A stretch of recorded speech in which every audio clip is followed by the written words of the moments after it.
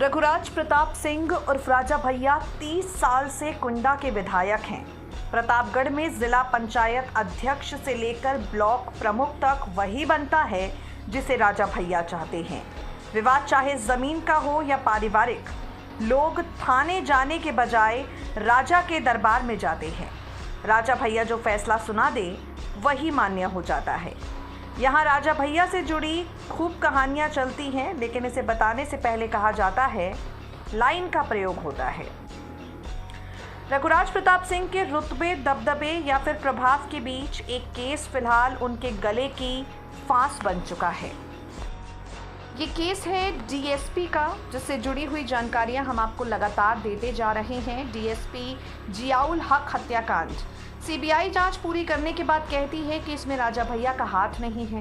Court ने कहा है फिर से जांच करिए, 3 महीने में रिपोर्ट दीजिए।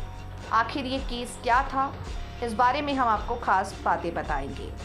साल 2013 तारीख 2 मार्च प्रतापगढ़ जिले के बलीपुर गांव में प्रधान नन्हे यादव और कामता पाल जमीन के एक विवाद को सुलझाने के लिए पंचायत कर रहे थे। नन्हे ने कुछ वक्त पहले बबलू पांडे से जमीन खरीदी, बाकायदा रजिस्ट्री करवा रखी थी, लेकिन इस जमीन पर कामता ने भी दावा कर रखा था। उन्हें गुड्डू सिंह का समर्थन था, जो राजा भैया के खाफ थे। पहले राजा भैया के ड्राइवर हुआ करते थे। कामता कहते थे जमीन मेरी है। विवाद यही था कि आखिर जमीन का असली मालिक कौन है। पंचायत आगे बढ़ रही थी। एक दूसरे को कागज दिखाकर दावा किया जा रहा था कि जमीन पर मेरा अधिकार है। पंचायत में लोगों की आवाज ऊंची हो गई। एक दूसरे को गालियां दी जाने लगी। बैठक में कामता पटेल के बेटे अजय और विजय मौजूद थे। विजय ने पिस्टल निकाली, नन्हे पर वार कर दिया। प्रधान को गोली मारने के बाद गांव में आग की तरह फैल गई। आरोपी बाइक से भाग गए। नन्हे को लेकर लोग अस्पताल पहुंचे। डॉक्टर्स ने उन्हें मृत घोषित कर दिया। यही हथीगवा थाने के पुलिस प्रशासन से चूक हो गई। उन्होंने नन्हे के शव का पोस्टमार्टम करवाने के बजाय परिवार को सौंप दिया। परिवार शव लेकर बलीपुर पहुंचा तो प्रधान के समर्थक उग्र हो गए। कामता पाल के घर में आग लगा दी गई। गांव में हिंसा भड़की तो सीओ जियाउल हक और एसएचओ सर्वेश मिश्रा अपनी टीम के साथ रात करीब 8 बजे बलीपुर गांव पहुंचे। गांव के मुख्य रास्ते पर भीड़ उग्र थी, फायरिंग हो रही थी, इसलिए नन्हे के घर तक पहुंचना आसान नहीं था। जियाउल हक ने तय किया कि गांव में पीछे के रास्ते से एंट्री लेंगे। जियाउल हक के साथ उनके गनर इमरान और कुंडा के एसआई विनय कुमार थे। ये दोनों खेत में ही छिप गए। सीओ और एसएचओ बाकी टीम के साथ गांव में पहुंचे। नन्हे के घर तक जाने के लिए गली थी। जियाउल हक सबसे आगे थे, तभी गली से उग्र भीड़ पुलिस की तरफ दौड़ी। जो आगे थे वो पीछे हो गए। नन्हे के भाई सुरेश के हाथ में लोडेड बंदूक थी। उसने बट से जियाउल हक पर हमला कर दिया। तभी गोली चली और सुरेश के पेट में लगी।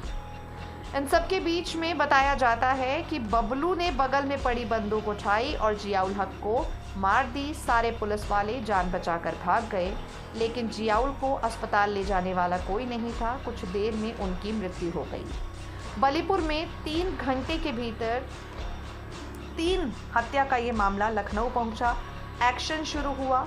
जियाउल हक को गांव से छोड़कर भागने वाले एसएचओ सहित 8 पुलिसकर्मियों को सस्पेंड कर दिया गया। कुल 4 एफआईआर दर्ज हुई। पहली एफआईआर नन्हे यादव हत्याकांड की, दूसरी सुरेश यादव हत्याकांड की, तीसरी जियाउल हक हत्याकांड की और चौथी पुलिस पर हमला करने की। नन्हे यादव मामले में कामता और उसके बेटी को आरोपी बनाया गया। जियाउल हक मामले में नन्हे यादव के बेटे समेत 10 लोगों को आरोपी बनाया गया। डीएसपी की पत्नी परवीन आजाद ने जो एफआईआर दर्ज कराई उसमें 5 आरोपी बनाए गए थे और राजा भैया का नाम भी शामिल था। जब यह हत्याकांड हुआ और मामला दर्ज हुआ तब लखनऊ में विधानसभा की कार्यवाही चल रही थी।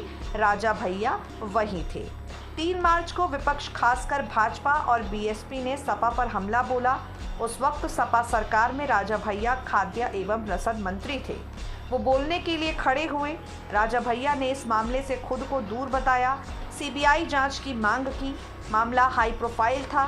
सरकारी अफसर की जान गई, मंत्री पर साजिश का आरोप, इसलिए सरकार इस मामले में बैकफुट पर नजर आई। अगले दिन यानी 4 मार्च को राजा भैया ने इस्तीफा दे दिया। सरकार ने इस केस को सीबीआई के हाथों में सौंप दिया। सीबीआई ने जांच शुरू की। नन्हे को गोली मारने वाले विजयपाल और उसके भाई अजय को गिरफ्तार किया। जियाउल हक पर गोली चलाने वाले नन्हे के बेटे बबलू को गिरफ्तार किया गया, लेकिन असली चुनौती डीएसपी की पत्नी परवीन आजाद के आरोपों के जांच की थी, जिसमें डीएसपी की पत्नी ने राजा भैया को साजिश करता बताया था। सीबीआई ने 48 घंटे राजा भैया से पूछताछ की। उनका पॉलीग्राफ टेस्ट करवाया गया, उनके साथियों का लाई डिटेक्टर टेस्ट कराया गया।